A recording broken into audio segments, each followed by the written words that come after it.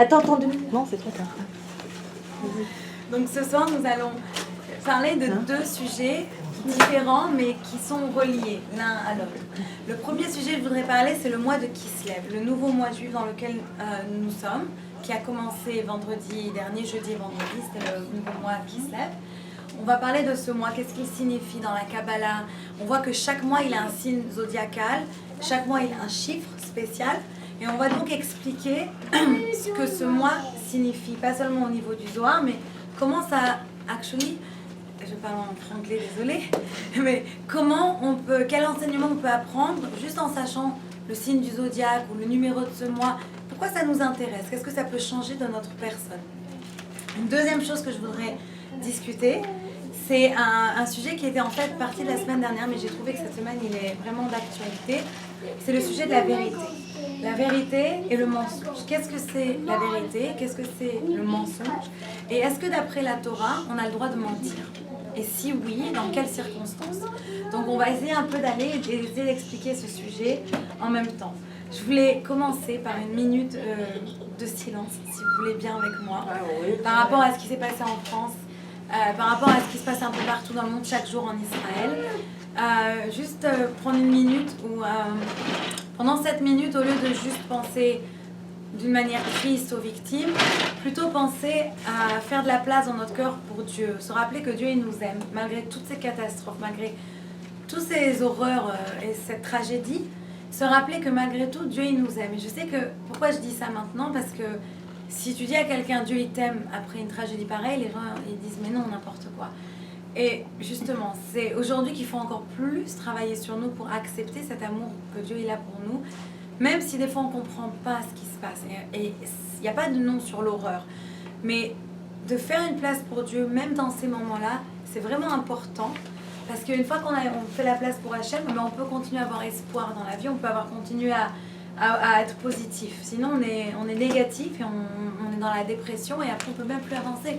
Il y a des personnes à qui j'ai parlé cette semaine qui étaient vraiment, elles sortaient plus de la maison, elles mangent plus, elles n'arrivent plus à dormir tellement l'angoisse elle a pris le pas sur leur vie. Et je pense que quand on laisse la vie, quand on laisse l'angoisse prendre le pas sur notre vie, quand on laisse ces terroristes c'est un peu les laisser gagner. Il faut leur montrer que la vie elle continue, pas que Dieu protège, on oublie les victimes, pas du tout.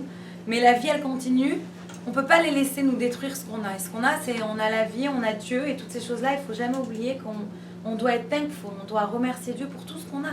Et on est tous là, on a tous Baruch Hashem notre vie, on a tous Dieu, il est là autour de nous.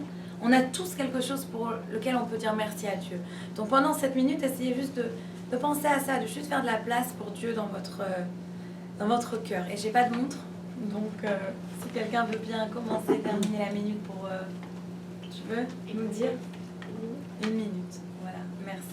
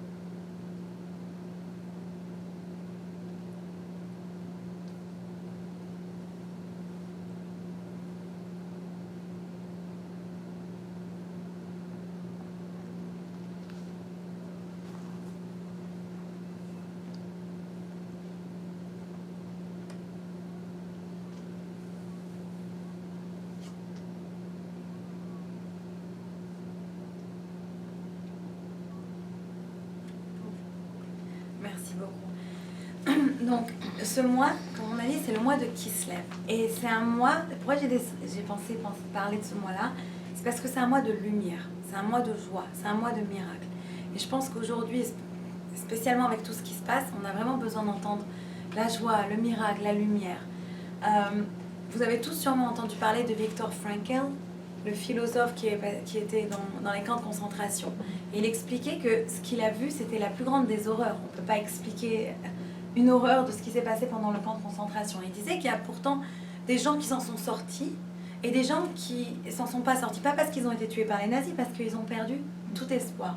Il dit les gens qui s'en ont sortis, qui ont réussi à tenir jusqu'à la fin, c'est parce qu'ils avaient quand même un petit espoir, une petite pensée positive. Et vraiment dans une situation difficile, quand on a un challenge, quand on a une épreuve tellement dure, la seule manière de s'en sortir, de tenir la route, c'est de toujours avoir une pensée positive. Donc c'est pour ça que je veux parler spécialement de ce mois-là, qui est le mois de miracle, qui est le mois de la lumière, pour que on arrive à éclairer nos vies dans ces moments d'obscurité. Ce mois, c'est un mois très intéressant. C'est le 9e mois de l'année. Quand on commence à compter à partir donc, de Pessah, qui est le premier mois à partir de Nissan, on va compter, on a en tout 9 mois, on arrive au 9e mois de l'année. C'est aussi le mois qui arrive juste après les grandes fêtes. C'est le premier mois, après on a eu Rosh Hashanah, Kippour, Sukkot, on a eu plein de fêtes, après ça se calme, et vient qui se lève, et c'est la première fois, on a encore une autre fête, on a Hanouka, on a encore un moment joyeux. Donc, c'est un mois en général où les gens, ils se posent des questions, ils se disent, ok, j'ai pris plein de décisions au début de l'année. Il y en a, ils se sont dit, je vais plus crier sur mes enfants. Un autre, il a dit, je vais être patient avec mon mari. Un autre, il a dit, je vais me mettre au régime. Quelle que soit votre décision. Et on arrive à Kislev et on se dit, ok, oups, bon, j'ai quand même crié sur les enfants. Oups, bon, je n'ai pas été très patiente avec le mari. Oups, en général, on se rend compte à ce moment-là que toutes les grandes décisions, tout ce qu'on avait envie de faire, on ne les a pas vraiment tenues exactement de manière parfaite comme on le voulait. Et là, on peut être déprimé, on peut se dire, mais alors laisse tomber, ça vaut même pas la peine d'essayer. Des fois, dans la vie, on essaye quelque chose, ça marche pas, on laisse tomber. Et là, on se pose et on regarde quel est le signe du zodiaque de ce mois-là. C'est quoi le signe? Tu peux nous le décrire? C'est avec un arc, non? Merci. L'arc et les flèches, exactement. C'est quoi l'arc et les flèches? Quelle est l'idée derrière l'arc et les flèches? D'avoir un objectif. Ah, très bien. D'abord, d'avoir toujours un objectif. Tu ne dois jamais perdre. Non, je triche pas. Exprès pourquoi je me suis pas mise à côté de Sarah. D'habitude, elle lit. Ouais, c'est ça. Elle est dans la voiture avec toi. Mais c'est dingue comment je n'ai aucun. Non, quand l'assiette elle s'est versée, en fait, je lui racontais déjà. Je lui ai montré l'arc et les flèches et l'assiette est tombée.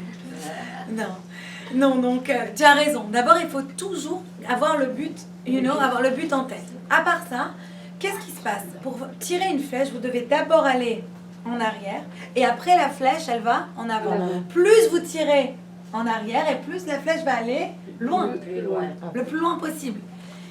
Ça, et des fois, vous avez la cible et vous essayez de tirer et ça tombe à côté. Comment vous pouvez arriver à la cible? La seule manière de le faire, c'est la pratique. Tricher. Oui, se concentrer aussi, ça aide. Tricher, oui. Et sinon, la pratique. Réessayer. C'est seulement en essayant encore et encore qu'on arrive en général à réussir quelque chose. Et ça, c'est l'enseignement du mois de Kislev. Si tu veux qu'il y ait un miracle qui arrive, si tu veux emmener la lumière dans le monde, il faut que tu fasses ton boulot. Il faut que tu fasses ton travail. Alors tu vas me dire, ah mais j'arrive pas à me connecter avec Dieu. Ah mais j'arrive pas, j'avais promis de faire ci, ça n'a pas marché. Mais c'est pas un problème. On essaye tous des fois et on rate tous. Qu'est-ce qui est important? C'est de recommencer, de réessayer. Et des fois on recule un petit peu, mais pour mieux aller de l'avant. Donc l'idée de l'arc et de la flèche, c'est de nous apprendre déjà un enseignement très important dans la vie. Qu'on n'arrive jamais à réussir du premier coup. C'est rare. C'est rare d'atteindre la cible du premier coup. Tu dois réessayer. Et on voit ça avec l'histoire de ce mois. Quelle est l'histoire de ce mois? La fête que tous on connaît, c'est Hanouka. On raconte en général la fête de Hanouka quand on la raconte aux enfants ou même aux adultes. On la raconte en une demi-heure comme si tout s'est passé à la chaîne. Mais en fait, la fête de Hanouka, elle s'est passée sur des années. Au partir du moment où Matisyahu, pas le chanteur, le rabbin qui habitait en Israël, à partir du moment où il a décidé de se battre contre les Hellénistes, contre les Grecs, et jusqu'au moment où on a libéré le temple et on a réussi à repousser l'offensive grecque d'Israël, c'était plus de 8 ans. Ah. Bien sûr, ça a pris un très très long moment. Donc, on voit que comment ça a commencé par un travail de Matisyahu, par un travail qu'il a dit c'était difficile mais je vais quand même le faire. Donc lui il a fait un peu son effort. Qui est venu l'aider? Dieu. Dieu il attend que chacun... Dieu il attend, viens on te garde une petite place ici. Dieu il attend que chacun... Il essaye et fasse un effort. L'important c'est de faire cette place. C'est pour ça quand on a fait la minute de silence, j'ai insisté sur faites la place à Dieu dans votre cœur. C'est vraiment important. Les gens ils réalisent pas. Mais combien de fois par jour on dit merci à Dieu juste d'être là. Dieu est là près de nous. On ne réalise pas. On se dit, on a tous, si on n'a que des bonnes choses qui nous arrivent, on ne se pose pas de questions. Hein. C'est tout à fait normal. Gagner au loto, est-ce qu'il y en a un de vous qui va se plaindre? Non, on est tous ok, il n'y a pas de problème, c'est normal. Mais si vous avez un problème, quand vous êtes très très bas, c'est là que les gens ils se disent, ah, ça va pas. Comment je peux faire pour revenir là? Ben, c'est pareil, si tu es là, c'est merci Dieu. Si tu es là, c'est aussi merci Dieu. C'est Dieu qui a voulu que tu sois autant vers le haut que vers le bas. Les problèmes autant que les solutions, c'est tout de Dieu. C'est pour ça qu'on dit quand on a un problème, on demande à Dieu, on dit ok, j'ai un problème, c'est toi qui m'as envoyé le problème, maintenant tu peux aussi m'envoyer la solution. Si tu m'as envoyé le problème, ça veut dire que tu es capable de m'envoyer aussi la solution. Donc il y a une solution pour ces terroristes. Je ne l'ai pas encore, mais elle existe. Et on voit que ce qui est intéressant, c'est que ce mois, donc le signe, dans le Zohar, ils nous disent, le chiffre qui ressemble à ce mois, c'est le chiffre 9. Qui représente le mois de Kislev, c'est le chiffre 9. Qu'est-ce que le chiffre 9 a de spécial? On va voir s'il y a des matheuses. Droit et à l'envers. Ouais. Et à part ça? Le temps d'une grossesse, 9 mois. D'accord, mais plus que ça, au niveau mathématique. Elle a la réponse. 3 fois 3. Ouh, non, pas ça. Je comprends. Non, tu comprends pas. Non, le chiffre 9, je vais vous dire, c'est très facile. 9 fois, let's see, 9 fois 25. Allez, on va voir les matheuses. 9 fois 25. Allez, 9 9 fois fois 25. 25, après ça fait 250 moins 25, ça fait 225. 225. 225, 2, 2, 5. 2 plus 2 plus 5, ça fait combien? Ben, ça fait 9. 9. Ok. 9 fois 2. 18. Ça fait 9. Ah oui, oui, ça fait 9 tout le temps 9. 80, 4 fois ça 9. fait 80, ça fait 4 fois 9. 9. 36, on voit qui a appris cette table de multiplication. 36, si c'est 3, 9. 9. 89. N'importe quel chiffre que vous allez multiplier par 9, Ouais. et si vous additionnez après tous les autres chiffres, vous trouverez toujours 9. Quelle est la valeur que le mois de Kislev représente? Émet. C'est quoi émet? La vérité. Tu prends d'un sens, d'un l'autre, c'est toujours la même vérité. Ça ne change pas. Pourquoi Kislev, ça représente la vérité? Déjà, le mot émet, vérité en hébreu, c'est Aleph, c'est 1, Mem, c'est 40, et Taf, c'est 400. Et quand on fait la valeur numérique, on fait donc 1 plus 4 plus 4, on trouve quoi encore? 9. 9. Pourquoi émet? Quel est le rapport entre émet, 9, et le mois de Kislev? Pourquoi le Zohar, il nous rappelle ça? Qu'est-ce qu'on apprend de ça? Caro, t'as toujours les bonnes réponses, comment? Comment? Vas-y, Caro. On peut répéter la question? C'était la question. Oui. Stéphanie de Monaco. Yes, non. Alors, la question est quel est le rapport entre les chiffres 9, la vérité et le mois de Kislev? C'est un Pas rap. l'espoir, non? Tu veux appeler quelqu'un? Pourquoi il y a 1 million à gagner? Prenons le mois de Kislev. Qu'est-ce qui s'est passé pendant le mois de Kislev? Eh ben, Comme on a dit il y eu- Hanouka. Oui, Hanouka. Hanouka, c'était quoi? On Le a eu les miracle. Grecs qui sont venus et qui ont essayé de nous convertir, qui ont essayé de nous faire abandonner complètement notre religion. Mais nous savions qu'est-ce qui était la vérité. Nous savons qu'est-ce qui était la vraie religion. C'était quoi? C'était ce qu'on avait déjà. Donc les Grecs, ils ont essayé de nous emmener d'un sens dans l'autre, mais à la fin, on est revenu à quoi? À la vérité. Qu'est-ce qui a vaincu? La vérité. La vérité, ça va toujours gagner. On peut toujours essayer de nous écraser. On peut toujours essayer de nous tuer. Mais à la fin, on va toujours gagner. La vérité, on peut pas l'éteindre. Tu peux essayer de mentir, tu peux te halouer, ce que tu veux. Mais à la fin, la vérité, toujours, elle ressort. D'ailleurs, il y a un proverbe en français qui dit quoi? Come on. C'est en français. Quoi? Que la vérité, elle revient Au galop. au galop. Il n'y a que la vérité qui compte. Avec la vérité qui compte, voilà. Avec la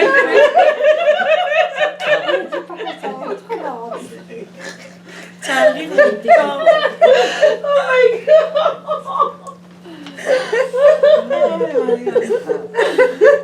Ça fait penser à l'émission là, des deux gros. Et là. d'ailleurs, si on prend par exemple le jour du Shabbat, Et on prend encore une fois cette matriaktana, ça veut dire on prend cette valeur numérique qu'on va retrouver encore, 9.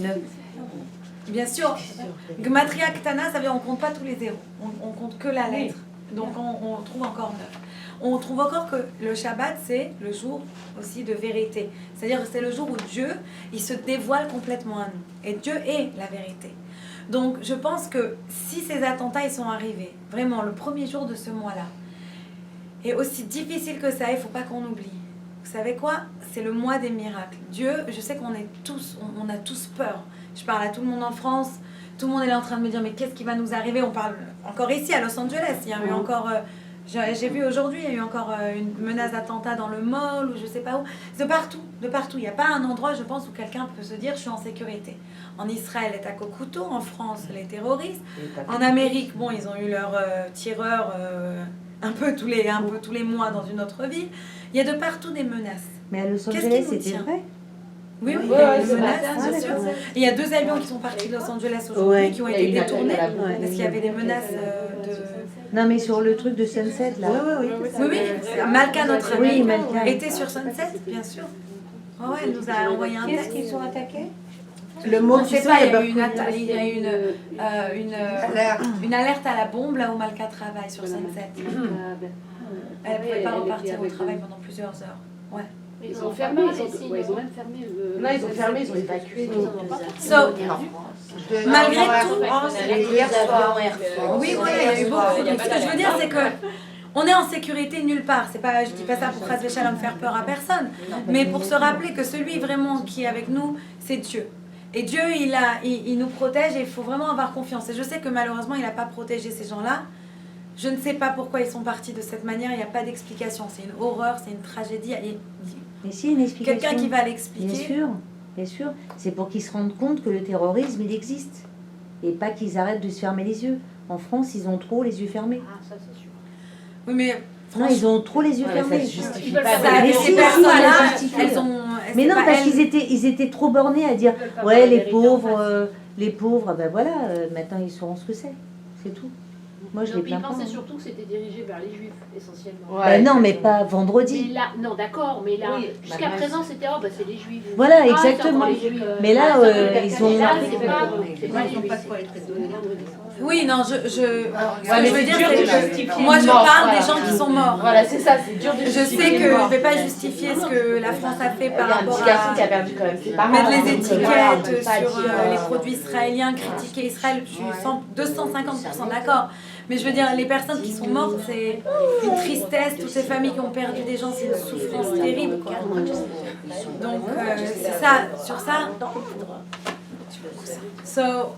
L'idée, elle est là que même dans les moments les plus noirs, il y a toujours une étincelle de lumière. Il faut toujours se rappeler la vérité.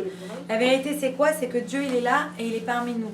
Et c'est pour ça que Hanouka, le mot Hanouka en hébreu, quand on le traduit, ça se fait aussi chinour, qui veut dire l'éducation.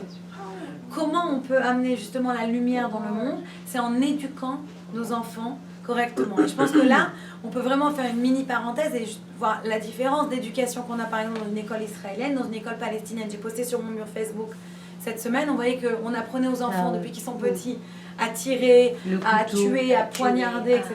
Alors que dans l'autre école, on te chante des chansons de la paix et on te dessine des fleurs. Donc c'est vraiment l'éducation. Toute la salvation, si on peut dire, ça viendra par l'éducation de nos enfants. C'est la génération future qu'on doit éduquer correctement nos enfants, nos petits-enfants.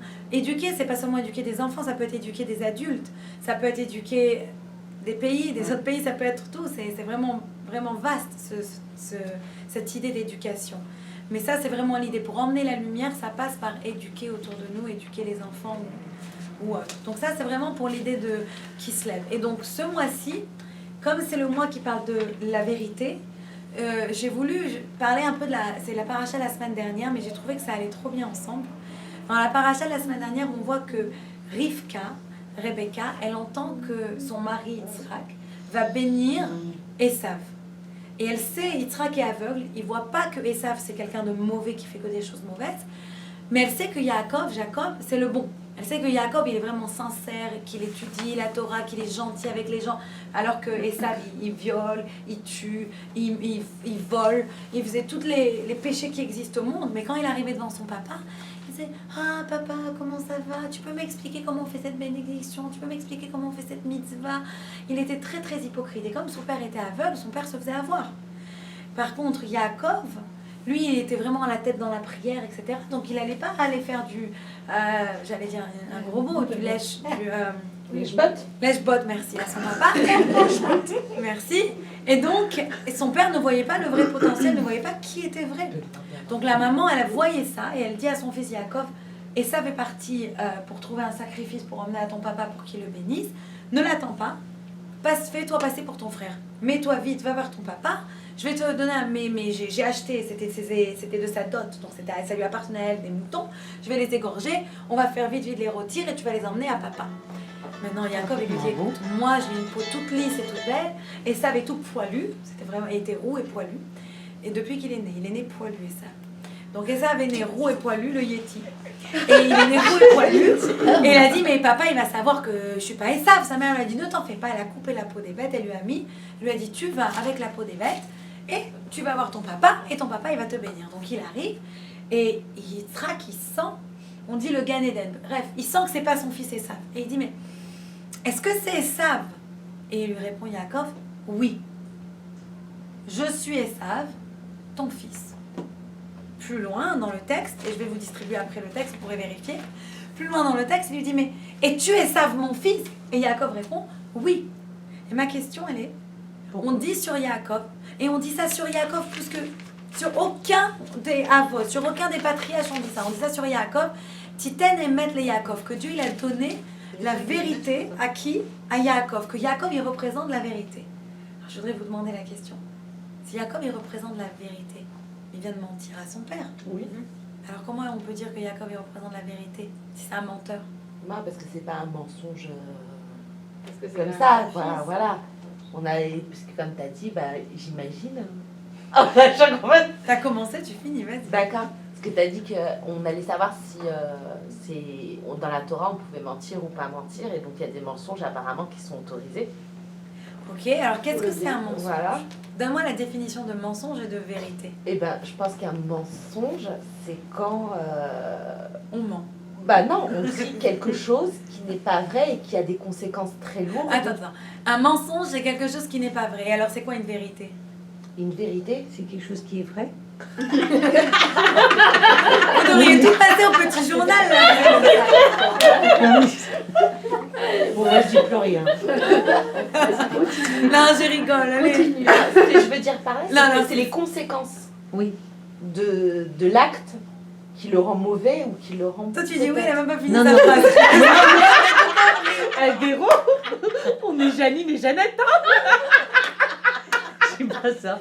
On va faire une chaîne YouTube. Elle a raison de dire des fois il vaut mieux dire un mensonge et pour pas blesser. D'accord, mais c'est quoi une vérité? C'est quoi Par un exemple, La mensonge? vie est belle, le film. Et le père, il ment à son fils quand il est dans l'école, il lui fait croire que c'est un jeu, que c'est. Donc ça, c'est un mensonge qui est permis. Mais oui, parce qu'en fait, voilà, Si c'est. le C'est président quoi, il a alors, fait mais ça, il est c'est pas quoi une marié. vérité? C'est quoi un mensonge? Mais t'es. Une vérité, Moi, c'est la réalité. Et comment tu sais c'est quoi la réalité? Toi, tu vas dire par exemple que je suis moche et elle va dire que je suis belle. Qui a raison? La vérité, c'est ce C'est ta perception. Complètement. L'art, c'est pour ça. C'est individuel. Non, mais c'est de l'art aussi. Ah ben non, il y a une vérité, je suis désolée. C'est la vérité Emmet, de la chaîne. Emmet, c'est ce qu'on a dit ce mois-ci, c'est une Et il y a que la vérité, il y a vérité une qui vérité, il n'y a blesse, pas elle a 100 000 dit. vérités, il y a une vérité. C'est quoi la La vérité? vérité de la Torah. Mais disons, même pas par rapport à la Torah, en général, c'est quoi une vérité? Come on. Le dictionnaire Robert. C'est des faits qu'on relate qui sont irréfutables, que tout le monde peut Merci. voir. Des faits irréfutables. Ça, j'adore. Ça, c'est une expression.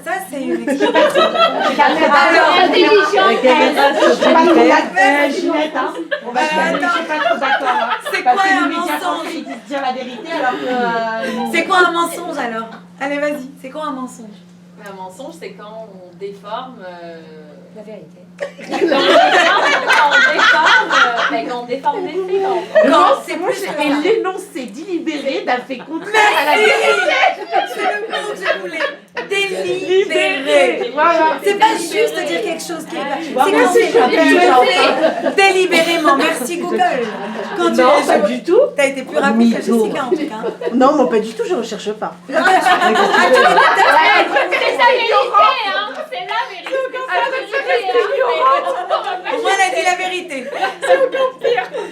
Donc, on a d'un côté, maintenant on a la définition claire. Donc c'est quand tu dis quelque chose qui n'est pas vrai, délibérément. Donc est-ce que Yaakov a délibérément menti? Bah oui. Merci. Donc c'est un mensonge. Oui. Oui. Alors Alors pourquoi tu dis que Yaakov c'est l'homme de vérité? Et en Bah, plus parce dans la qu'il Torah, était bon. il y a un autre verset qui te dit Midvar sheker tirchak, qu'une personne juive elle doit vraiment se détourner, partir loin de toute parole mensongère. Tu peux rien dire de mensonger. C'est-à-dire quelqu'un qui ment, il transgresse une loi de la Torah. Non, mais si par exemple la fille elle est moche, tu vas pas lui dire t'es moche, tu lui dis t'es belle. Ah, venez, on est. Non. Alors j'adore cet exemple. Ah, Dans le non. Talmud. Tu vas pas, t'es pas obligé de dire tiens.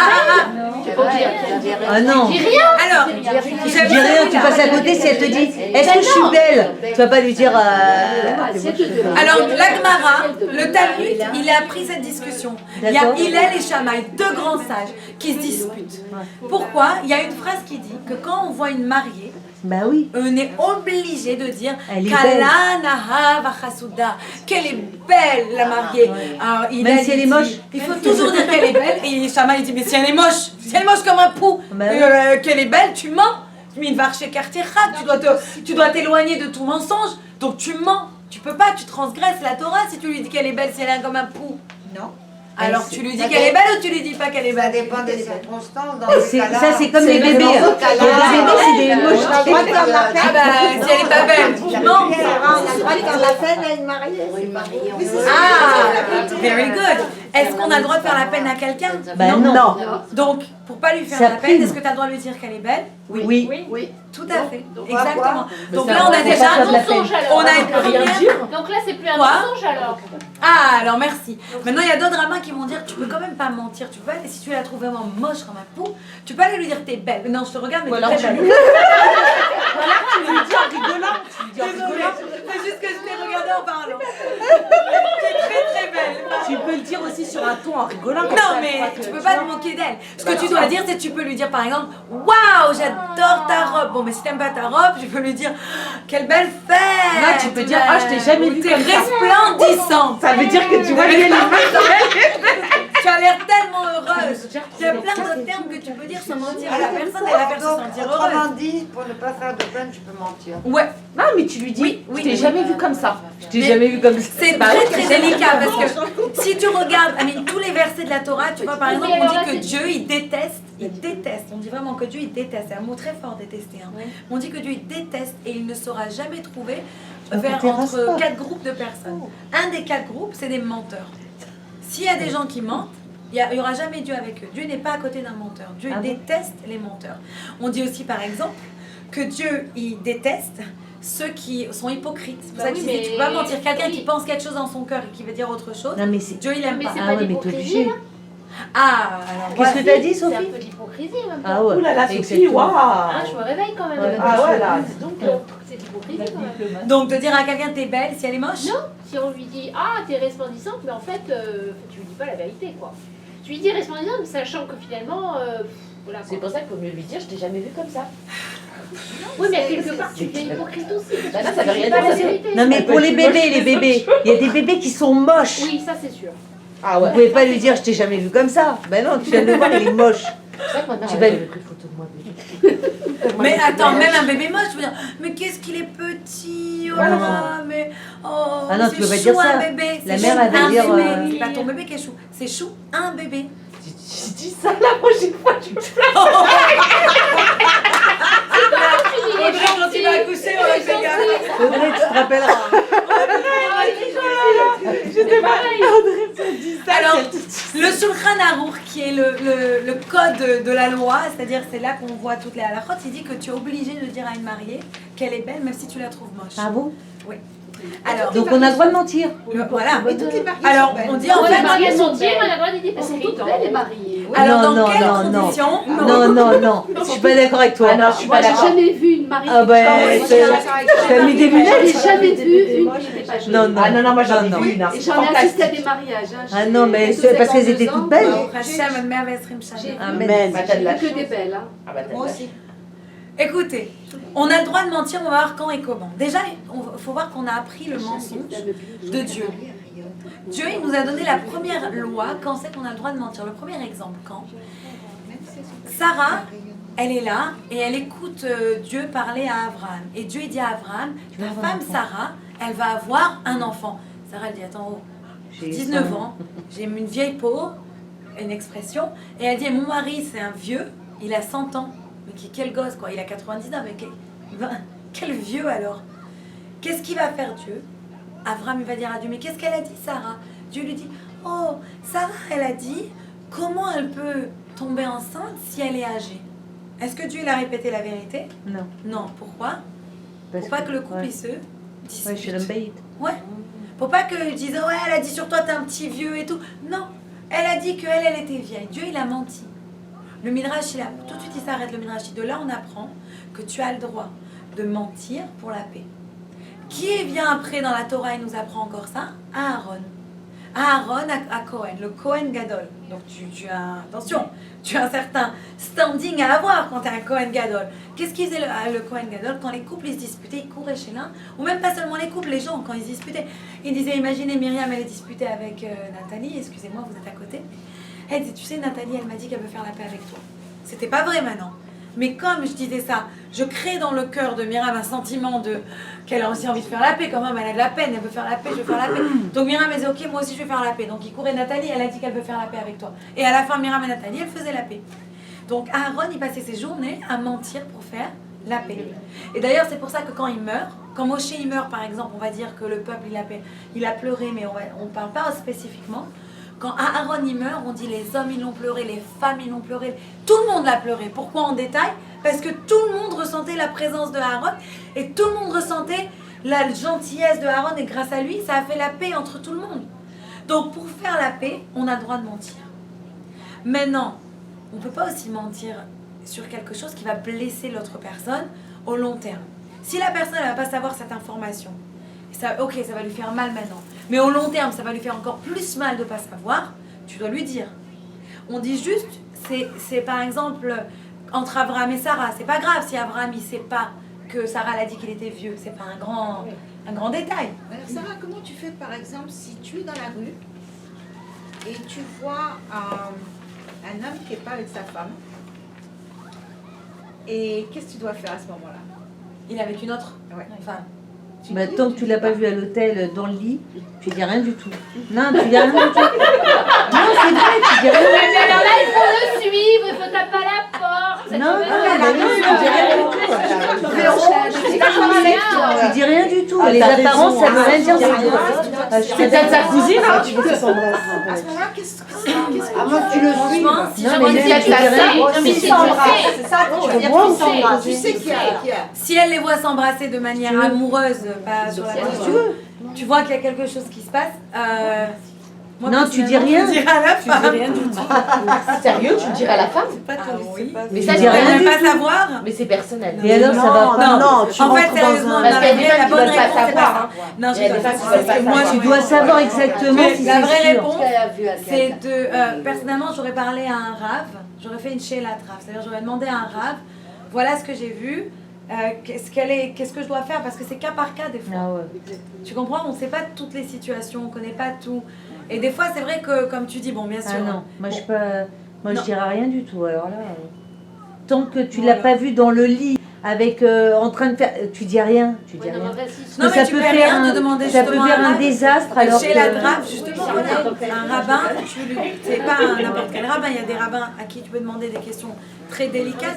Qu'est-ce que je fais dans ce cas-là? Qu'est-ce que je fais? Est-ce que j'ai une obligation ou pas de le dire à la femme? Parce que, encore une fois, c'est qu'un par cas, tu vois ce que je veux dire? Ouais. Ouais. Non, c'est vrai, il y a des femmes qui savent qu'elles sont trompées, mais elles ne veulent pas savoir. Hein. Aussi. Exactement.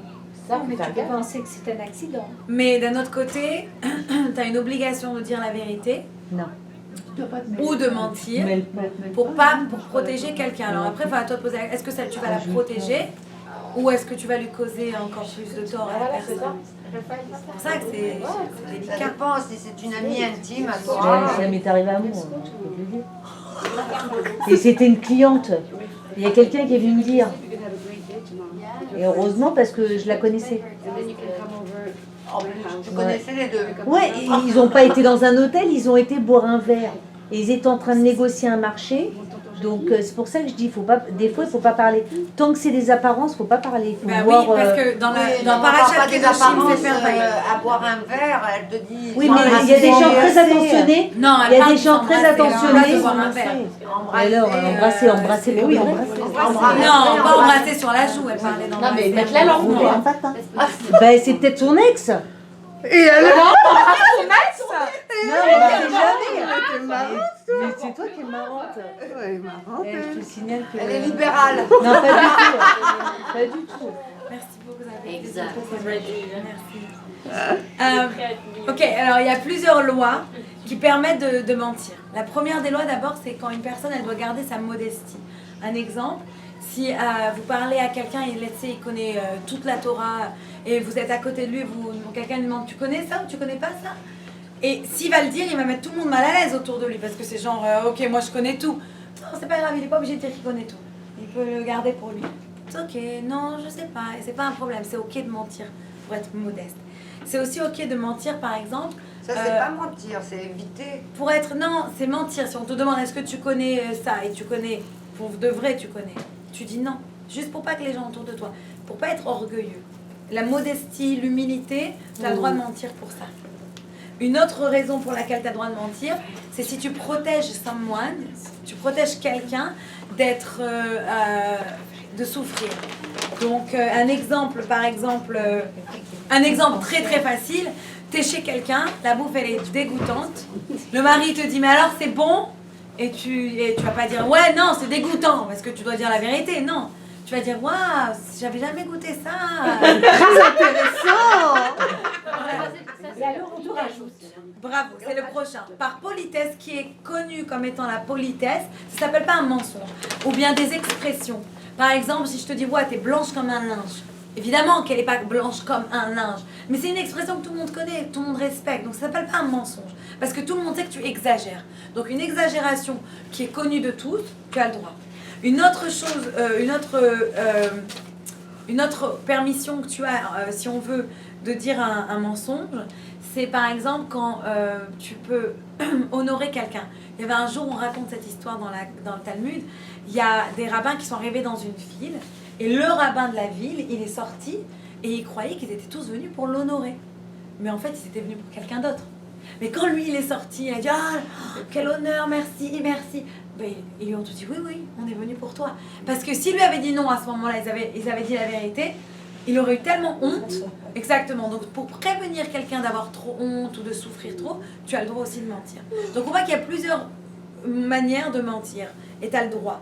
Maintenant, la Torah, elle nous dit, malgré que tu as le droit de mentir pour ces différents scénarios, c'est pas bien de mentir. Une personne ne doit pas s'habituer à mentir, parce qu'on dit d'après la Torah que si une personne, elle ment plusieurs fois, elle est considérée comme un menteur. Et si une personne, elle dit la vérité plusieurs fois, elle va être considérée comme une personne qui dit la vérité. Et doesn't matter, c'est comme l'histoire de Pierre avec le loup. Au loup, au loup, au loup, il n'y a pas de loup, au loup, au loup, au loup, il n'y a pas de loup, au loup, au loup, au loup. Maintenant, il y a vraiment le loup. On l'a laissé, il s'est fait manger par le loup. Donc, loup-garou. Et donc, c'est vraiment... Non, mais c'est quelqu'un qui ment tout le temps. Là, la Torah lui dit, toi, même pour les autres raisons, t'as pas le droit de mentir, parce que t'es un menteur. Donc, on fait plus confiance à quoi que ce soit que tu dis. T'es un gros menteur. Et enfin, le dernier, c'est le Magen Avraham qui va dire que même si tu as besoin de mentir pour la vérité, pour protéger, pour ci, pour ça, il conseille de seulement mentir sur quelque chose qui s'est passé et pas sur quelque chose qui va se passer. Parce que mentir sur le futur, il n'y a pas eu encore de mal, il n'y a pas eu encore de... C'est-à-dire, si tu veux, tu fais encore plus de mal aux gens avant que ce soit passé, tu n'as pas besoin. Par exemple, tu peux dire, vous avez fait une petite soirée entre copines et vous n'avez pas invité une des copines. Je sais pas, un exemple. Donc à ce moment-là, vous allez mentir. Alors, c'était la soirée, vous avez fait quoi? Vous étiez entre vous? Elle va dire, ah, tu sais, il n'y avait pas tout le monde. Voilà, vous pouvez mentir. Mais si vous allez recommencer demain soir, ne lui dites pas, ouais, bah demain soir, non, c'est que 2, alors que vous êtes 10. Parce que qu'est-ce qui va se passer à la fin? Elle va le savoir. Tout se sait, c'est ça qu'on a dit au début. Le émet, la vérité, comme on a dit pour le mois de Kislev. Ça revient. Donc à la fin, ça va revenir. Et quand ça va revenir, ça va faire encore plus de mal à la personne que si vous lui avez dit depuis le début la vérité. C'est ça pour ça que ce que je disais, que la question qu'elle a posée, elle n'est pas si stupide que ça. Elle est pas, c'est pas une réponse noire ou blanche. Non, non, Khadija, passe dans ce sens-là. Dans le sens, c'est pas juste, oh, quelqu'un il a vu quelque chose. Est-ce que je dis, demandez à quelqu'un d'autre. Demandez, quand je dis un raf, ça veut dire une personne qui a plus de sagesse ou d'expérience. Ok, qui va vraiment savoir les détails. Oui, on dit, non, on dit pas. Des fois, il vaut mieux se taire. Oui, mais quand tu prends cet exemple-là, lui dire la vérité, c'est-à-dire lui faire comprendre qu'on fait une soirée sans elle, ça va lui faire de la peine. Mais si elle va la lui faire de prendre, la peine que... si elle va la... Alors, pense à ça. En fait, c'est comme ça qu'il faut penser. Qu'est-ce qui va plus lui faire la peine? Que je lui dise, par exemple, que demain on a prévu et qu'elle va pas venir, ou qu'elle la prenne plus tard, qu'on avait fait cette soirée sans elle, et en plus, on lui a pas dit. Qu'elle la prenne plus tard, ça c'est moins vexant. Moi j'ai une question. Bah ouais, parce qu'elle peut se dire comme ça, ouais, ils m'ont oublié. C'est-à-dire, Voilà, ouais, tu vois, elle ils peut être, peuvent. sur le moment, ça Ouais. peut... Sur le moment, ça veut dire que je veux pas te voir, quoi. quoi. T'es exclu. Alors que si tu la prends plus tard, tu te dis, bon, peut-être qu'ils ont oublié de m'appeler, ou peut-être que juste ils pensaient que j'étais pas disponible. Tu vois, tu trouves des circonstances. Comme ça, il n'y a pas de problème. Voilà, c'est tout. Écoute, c'est possible que cet exemple il marche pas bien. Ouais, ça marche pas bien du tout. Mais en général, on te dit, tu peux pas mentir pour quelque chose du futur. Si c'est pour faire la paix de quelque chose qui s'est passé, tu veux sauver la situation, yes. Mais mentir alors qu'il n'y a pas encore besoin de mentir, c'est que tu es un menteur, c'est tout. Alors, moi Ça, j'ai une l'idée. question Oui. à propos de ça. Bien sûr. Quand dans un couple, il y en a un des deux qui est malade, qui a un cancer, qui est condamné, c'est sur le futur, et celui qui le sait, donc le malade ne réalise pas, et l'autre sait exactement de quoi il s'agit. Qu'est-ce qu'il fait? C'est actually un des Non, exemples pas. que j'ai là du Shulchan Aruch. Merci de l'avoir mentionné. Si quelqu'un il est malade, est-ce qu'on est obligé de lui dire la gravité? Non. Ça, c'est un mensonge qui est permis. Parce que de savoir, ça ne va pas changer le diagnostic, malheureusement. Ça va lui créer encore plus de stress, plus d'angoisse et plus de peur. Donc il vaut mieux, on a le droit de mentir dans ce... Et vice-versa. Pardon? Et vice-versa. La personne, elle sait, mais elle ne veut pas dire. Le Ouais. malade le sait, Et elle ne veut pas le mais elle dire. ne veut pas Ah le ouais. dire. Alors, qu'est-ce Pour qu'on ne fait? pas inquiéter les autres. S'il veut pas, il veut faire ça pour protéger les gens, pour pas avoir de la peine, etc. Personnellement, je pense que ça marche pas vice versa, parce qu'en fait, une personne, si elle n'a pas le temps pour se préparer, pour dire au revoir, Ah ou oui. quoi que ça, elle va en vouloir encore plus, ça va lui faire encore plus de peine. Mais regarde, À la Breaking fin, Bad, cacher, c'est pendant ça, un les moment. sortes La de même chose Breaking dans Bad. l'autre sens. Tu finis par le... Breaking Bad, elle a ramené des C'est pas grave, Sarah, continue. Si tu Mais qu'est-ce que apprends, tu lui as par fait? exemple, Je sais pas, elle a bu avant de... tu ne veux pas lui laisser l'option à lui de décider Elle le dit pas. comment il va Ne raconte agir, pas, son j'ai pas encore destin, son regardé. futur. C'est charmé. Bah raconte. Bon, ça, je pense que vraiment, ça dépend aussi de la relation qu'il y a entre les gens. Mais des fois, de dire à un malade, par exemple, c'est pas de tout lui dire, mais de lui dire à quel point la mort elle est proche, ce que les docteurs ils disent, des choses qui vont l'angoisser sans lui aider. Sans l'aider, peut-être lui dire, oui, tu peux lui dire de quoi se préparer, mais t'es pas obligé de lui dire par exemple tous les détails qui vont lui. Voilà, il y en a pour 3 mois, il y en a où ils ont dit encore 10 jours. La personne elle n'a pas besoin de savoir tellement d'angoisse, si elle sait de toutes les façons qu'elle est terminale. Maintenant, encore une fois, ça veut pas dire qu'il faut mentir à un malade, c'est pas ce que je dis. Ça veut dire s'il y a des personnes qui veulent mentir, le Shulchan Aruch il dit c'est permis parce que dans ces conditions-là, tu enlèves la détresse de la personne, tu lui rajoutes pas de la détresse. Et maintenant on revient, et je veux juste terminer sur ça. Le médecin, il annonce Il annonce malade avant le- directement. J'ai vécu un Voilà, il médecin, annonce parce que tout avant le au malade, malade, dire un mois, combien de et temps voilà, il y en a exactement. Pourquoi il cache ça? Ça c'est déjà vu. Oui, exactement. Il a- Oui. C'est son droit C'est déjà vu. de D'être donner la vérité. Ah, on a Ça, c'est en Amérique. Ah, en Amérique, ouais, parce qu'en France, j'ai un ami comme ça qui était condamné et sa famille et tout le monde, même les médecins, ils lui ont jamais dit quoi. Non, en France, ils disent aussi. Non, Ah, mais mais là, le médecin, il a rien Ici, dit. ils n'ont pas le droit. Ils n'ont Ici. pas le Oui, droit. c'est Les peuvent agir, docteurs, ils peuvent c'est agir. Ouais, si, ouais, mais en Mais en tout cas, encore une fois, c'est des cas par cas. Des Ouais, fois, c'est ça ça. fait toujours du bien d'avoir de la Tant qu'il y a de la vie. guidance. Non, on dit pas. Comment on dit la Quand tu guidance sais La que ça va être fini, tu n'as plus. guidance Non, ça se dit pas. La- Tu veux savoir quoi? La direction. Guidé. Être guidé par quelqu'un avec plus d'expérience, avec plus de sagesse, qui a vu cette situation-là, qui peut aider à savoir comment réagir dans ces moments-là. Aller voir un expert. De la même manière qu'on va voir un expert, si quelqu'un il a un problème au poumon, il va aller voir un pulmonologue, quelqu'un il a des allergies, il va aller voir un allergiste, etc. Allergologue, pardon. Mais quelqu'un qui a un problème comme ça et qui est spirituellement, il ne sait pas comment choisir, bah, qui va voir le rabbin, le docteur du spirituel. C'est très important. Donc on voit qu'Yaakov Avinu, il avait le droit de mentir. Et on dit aussi maintenant, Rashi va dans les détails, il dit qu'en fait Yaakov il n'a pas vraiment menti. Il a un peu arnaqué son père, mais il n'a pas menti. Quand son père il lui a demandé est-ce que tu es, qui es-tu, il lui a dit je suis ton fils. Il a fait une pause. Esav est ton aîné. Il ne lui a pas dit je suis ton fils l'aîné. On dit qu'en hébreu quand on dit Ani, je, en fait c'est je suis. Donc il a dit je suis, sous-entendu je suis Yaakov, et Esav est ton aîné, c'est Esav l'aîné. Et la deuxième fois quand il lui a demandé, on explique qu'il a dit, il lui a dit est-ce que tu es mon fils Esav?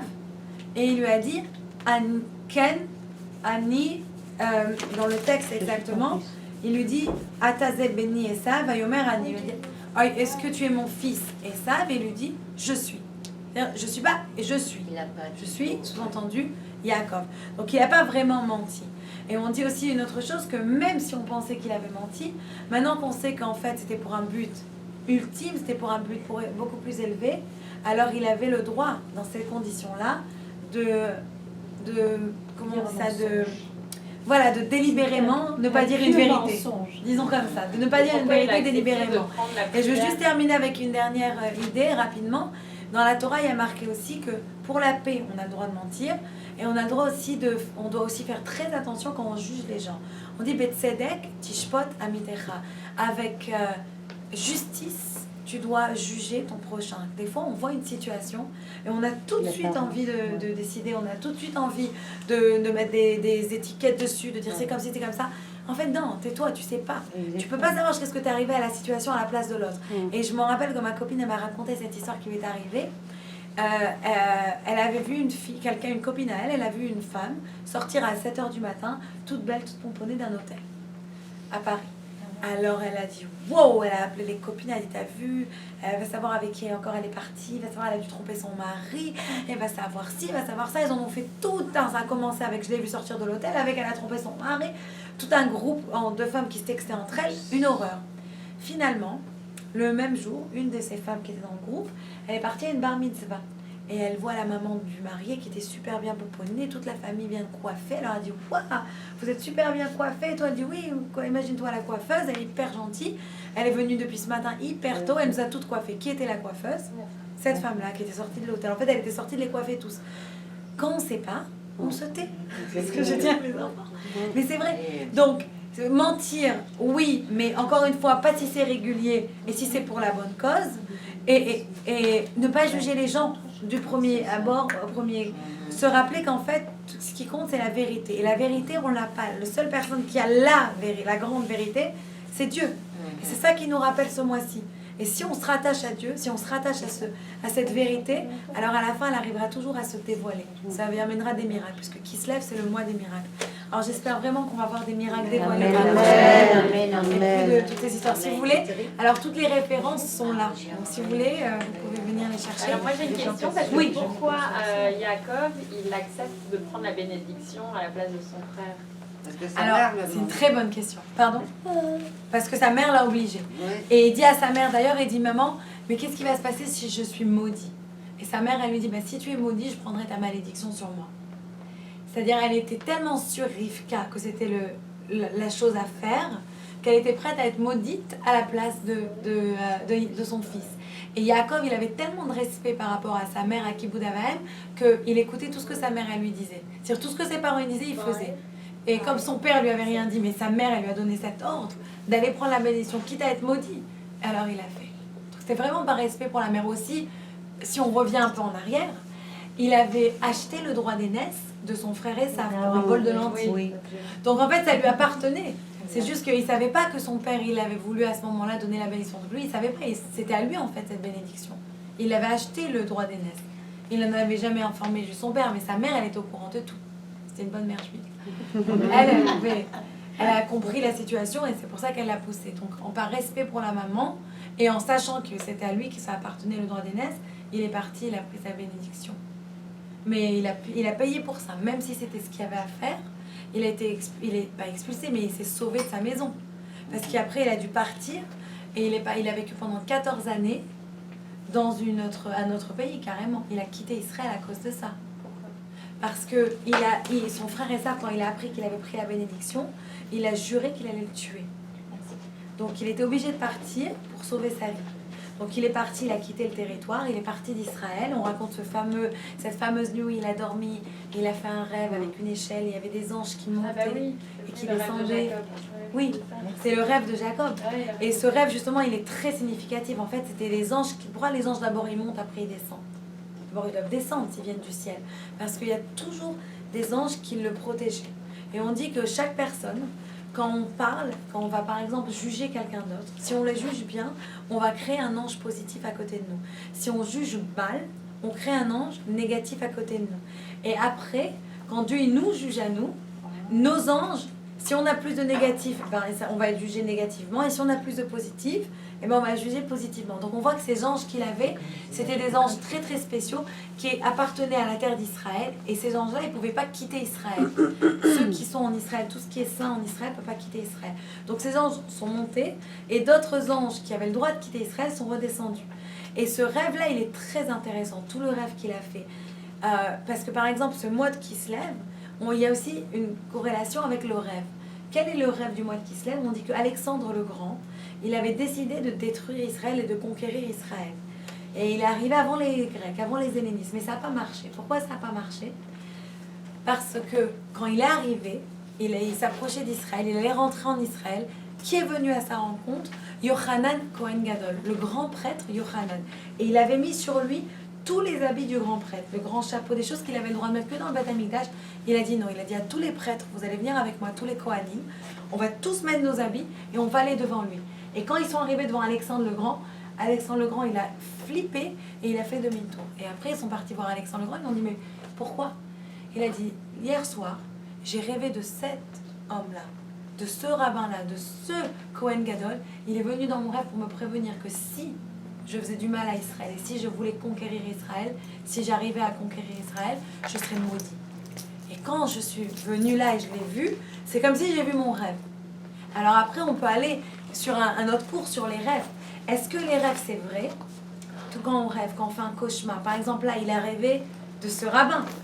Comment le rabbin, il a réussi à rentrer dans son rêve? Comment on peut rentrer dans le rêve de quelqu'un? Oui?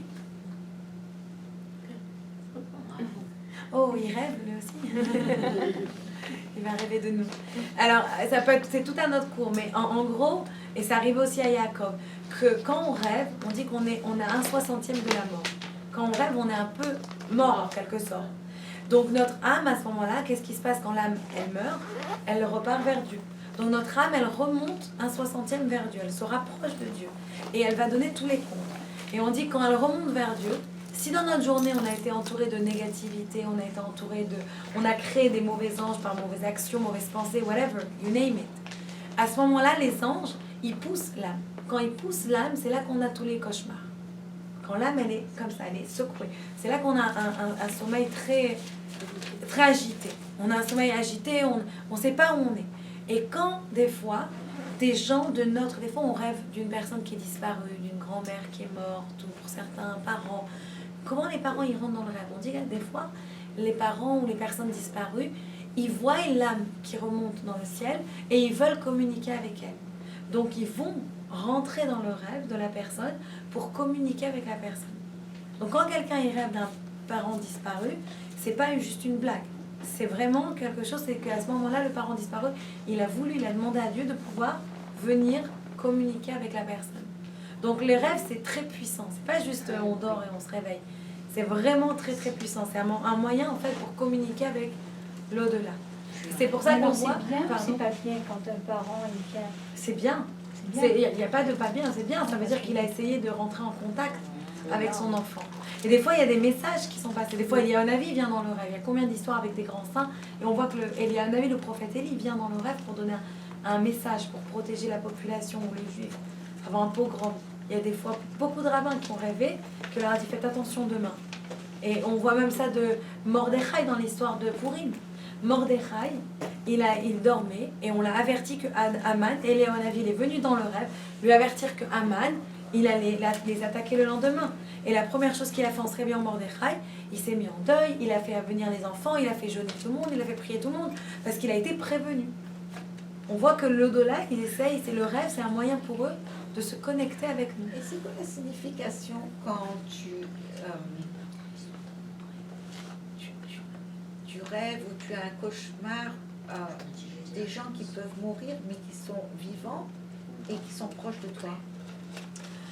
Alors, il y a deux explications. Déjà, il y a un qui dit que dans la Gemara, ils disent que si tu as parlé de quelque chose dans les 60 jours à venir, ton rêve, il compte pas. Je m'explique. Par exemple, surtout chez les Marocains, si on rêve des dents, c'est très mauvais. Ah, chez les Ashkénazes aussi. Ah ouais? Ouais, ça veut dire que quelqu'un va mourir. Ok, je savais pas. Tu vois, bon, alors chez tout le monde, chez tout le monde, c'est un mauvais présage de... Mais par contre, la Gemara, elle dit que c'est vrai, que c'est pas bien. Mais par contre, la Gemara, elle dit aussi que si tu as parlé de dents dans les 60 jours qui viennent de venir, tu peux annuler le rêve. Il vaut rien. C'est pas grave. Donc, les personnes dont tu as parlé, est-ce que tu as parlé d'eux dans les 60 jours? Est-ce que tu as parlé de vie ou de mort? Et à ce moment-là, c'est juste ton subconscient qui te montre cette image.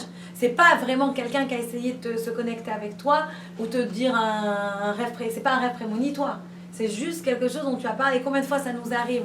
On parle d'une situation. Et là, j'ai vu les attentats, je parlais des attentats, j'ai cauchemardé sur ça. Je sais que j'ai dormi, j'ai vu des trucs, j'ai dit oh quelle horreur, je me suis réveillée, j'ai tout mélangé. Ma peur que ça arrive à Los Angeles, ma peur avec que l'école de mes parents elle est juste à côté d'une mosquée, ma peur, j'ai eu tout ça qui s'est mélangé, j'ai eu des images horribles, mais c'est parce que je venais de voir ça. C'est pas parce qu'on a essayé de communiquer avec moi. Tu vois ce que je veux dire? Ça veut dire, c'est vraiment différent de qu'est-ce que veut dire ce rêve. Donc il faut se poser la question. Est-ce qu'avant de dormir, tu as parlé de tarte aux pommes et tu rêves de manger? Bah, il y a une relation. C'est pas qu'on t'a envoyé tarte aux pommes en photo dans le... Non, mais voilà. C'est ça. Donc, il y a rêve et rêve.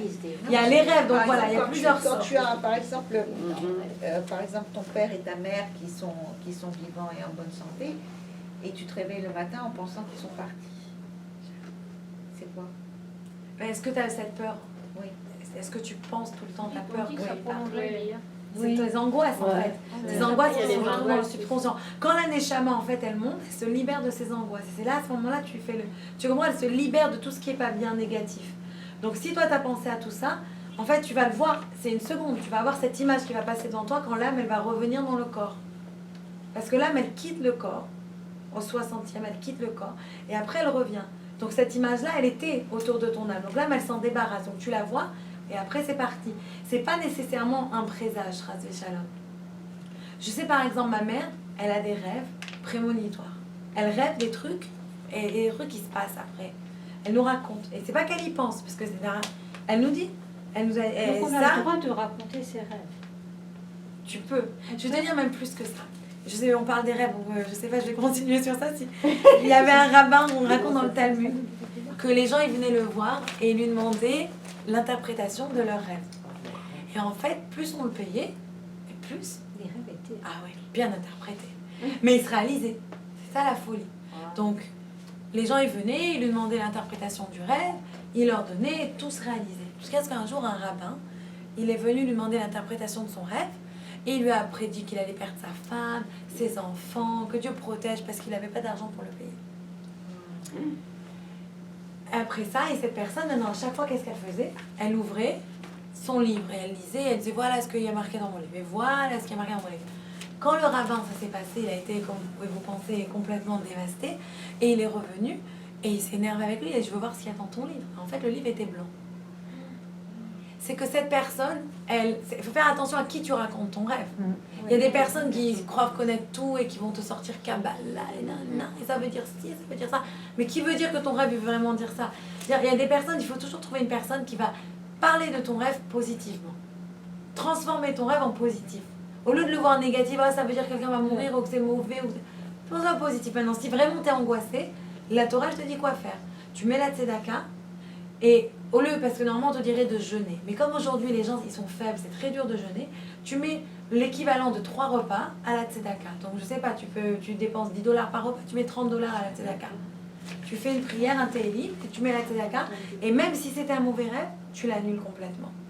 Parce que jeûner, ça annule les décrets. Jeûner la tzedaka, ça annule les décrets.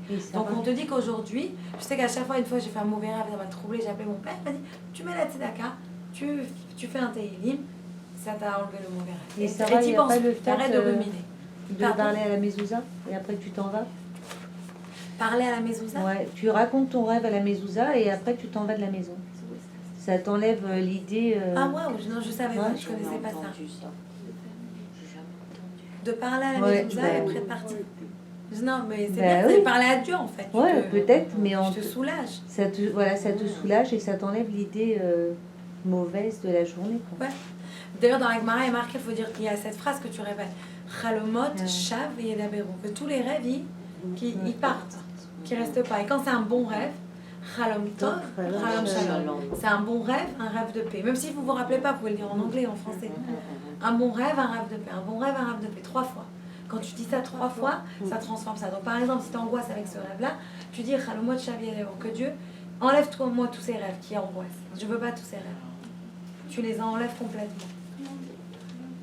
Chalom, je peux vous l'envoyer par email. Oui. C'est Chalom Tov, Chalom Shalom. Un bon rêve, un rêve de paix quand c'est bien. Quand c'est un mauvais rêve, Chalomot, Shav et Elaberu. Que ces rêves, ils parlent au vent. Ça veut dire qu'ils disparaissent complètement. Tu payes pas d'attention. Juste pour terminer avec ta question. Donc on voit que quand Yaakov, il a fait son rêve, et en fait, c'était pas seulement un rêve, c'était un moyen pour lui de s'élever spirituellement. Son âme, elle a pu atteindre des degrés de spiritualité qu'il n'avait jamais réussi. Et c'est seulement par le sommeil et par le rêve qu'il a réussi à s'élever et qu'on a pu se connecter avec lui, ses grands-parents, etc., pour lui donner la force qu'il aurait besoin pour sortir d'Israël. Donc c'était pas juste un rêve et c'était pas juste prendre une bénédiction, c'était vraiment qu'il a mérité sa bénédiction. Et c'est ça qui va le protéger après. D'ailleurs, dès qu'il arrive, premier coup de foudre de l'histoire juive sur Rachel. Il va voir Rachel Imenu et c'est le premier coup de foudre. Vraiment, la Torah nous dit. Il l'a vu et il a pleuré. Il a pleuré, il était émotif. Il y a plusieurs raisons, mais il a vu, c'est la paracha de cette semaine. Il a vu, il a pleuré. Qu'est-ce que ça veut dire il a pleuré, il l'a vu? D'abord, il est tombé amoureux d'elle tout de suite et il a eu une prophétie qu'il n'allait pas pouvoir la marier tout de suite et qu'elle allait mourir avant lui. Et en fait, ça, c'est ça qui l'a fait pleurer. Il l'aimait tellement. Et imaginez, à peine il l'a vu, et il l'aimait tellement, il a déjà pleuré qu'il allait voir qu'elle n'allait pas être enterrée avec lui. Elle n'a jamais été enterrée avec lui, Rachel. Rachel, elle est morte bien avant, en donnant naissance à Benjamin. Elle a été enterrée à Bethléem. Alors, toute la paracha de cette semaine, là qui arrive cette semaine, c'est toute l'histoire d'amour, et comment il va se marier d'abord avec Léa, il va travailler 14 ans pour mériter ses 2 femmes, etc. Pas Tzipora. Rachel et Léa, les 2 sœurs. Et l'amour de ces 2 sœurs. Comment ces 2 sœurs, elles s'aimaient tellement qu'une, elle était capable de lui donner son mari à l'autre. Elle lui a donné tous les signes secrets, alors que c'était son mari. C'était pour elle, c'était son amoureux. Et elle a tout donné pour sa sœur. C'est pour ça que Dieu il dit que tout ce que Rachel, elle demande, il lui accorde. C'est pour ça qu'on dit que maintenant qu'on est en exil, la seule qui peut prier pour nous, c'est Rachel Imenu. C'est elle qui peut prier pour nous. Vous êtes déjà allé sur le tombeau de Rachel? Oui, moi j'ai été. C'est hyper important. Alors on m'a dit, et alors des personnes C'est qui m'ont côté dit ça, Tibériade, non? et ça arrive. Non, à côté, c'est Jérusalem. C'est à Jérusalem, c'est à Bethléem, c'est juste collé à Jérusalem. En fait, moi j'ai été cet été pour la première fois de ma vie. Alors, en fait, tu vas et tu as vous savez la muraille qu'ils ont fait là, le mur. Donc en fait, tu as le mur, le tombeau il est là et tu as le mur là. C'est vraiment. Et il paraît qu'à un moment ils jetaient des pierres. Mais moi quand je suis allée au Hachem, c'était calmé. Tu voyais des Arabes dehors. Mais personne n'a jeté de pierre, ni rien. Bien gardé. Oui, il y a des khayalis partout, quoi. Faire attention. Mais Dieu, il protège. Mais j'ai lu quelque chose, et je vous le dis juste, je vais terminer ça, parce que j'ai beaucoup parlé ce soir, pardon. Mais à Rachel Imenu, on dit que tout celui qui demande quelque chose à Rachel Imenu, qui donne la tzedaka à Rachel Imenu, Dieu lui accorde ce qu'il demande. Et j'ai dit ça à une amie à moi. Vous la connaissez pas, donc je peux vous raconter l'histoire rapido, mais elle venait divorcer, elle s'est fait tromper par son mari, elle a beaucoup souffert. Et elle voulait se remarier. Et elle a des enfants et elle pensait que c'était pas possible et elle était vraiment déprimée et tout ça. Et je lui ai dit, écoute, donne l'argent à Rachel et Menou, j'ai entendu que ça marche. Et ben, elle vient m'annoncer là qu'elle est fiancée, qu'elle va se fiancer, qu'elle a rencontré quelqu'un et tout. Bon, ça c'est qu'un miracle, mais il y a plein d'autres personnes qui vont raconter des miracles. C'est juste d'aller, vous l'avez online, j'ai tapé moi, Rachel et Menou. Le tombeau, il n'a pas été abîmé? Non, C'est Yosef. Rachel, Baruch Hashem, il est bien. Mais vous allez online, vous mettez $18. Il n'y a pas besoin de... Non, tu peux, même si tu peux pas y aller, tu vas online et c'est pas moi je gagne rien. Vous allez online, vous donnez $18, ça suffit $18. Et tout le monde peut en général donner $18. Et vous demandez, vous mettez votre nom et votre prière. Et ils prennent l'argent à la tzedaka. Parce que bien sûr, il y a des gens qui... Il y a des gens qui étudient là-bas nuit et jour. Donc en fait, quand vous donnez l'argent, ça sert à faire vivre leur famille ou à leur donner à manger. C'est quoi le site? Beaucoup de femmes Rachel, bien sûr, parce que Rachel, elle a beaucoup souffert. Et je voyais, quand j'étais là, je voyais des femmes qui ont fait avec le fil rouge 7 fois le tour du tombeau. Oui, 7 fois le tour. Et je pense que j'ai eu ce fil. Et moi, je l'ai distribué après. Je me trouvais à Jérusalem, à l'hôtel Hayat. Et puis ma mère, elle était bien malade à Los Angeles. Et elle m'a dit, ma fille, va prier pour moi sur la Kéva Rachel. Alors j'ai dit, ok maman. Alors je descends au concierge de l'hôtel. J'ai dit, je veux aller à Kéva Rachel. Il me regarde, il me dit, are you crazy? You can't go. It's impossible. Nobody's going to take you. En 1993. Alors il m'a dit, il y a le seul moyen que vous pouvez aller là, c'est de prendre un taxi avec un chauffeur arabe, avec un musulman. Alors j'ai dit, ok, ça ne me dérange pas. J'ai donné, je crois, $100 au chauffeur, un arabe, qui m'a amené jusque là-bas. J'arrive, et plein il m'a accompagné le taxi jusque-là. Il m'a dit, est-ce que je vous attends? J'ai dit oui, attendez-moi.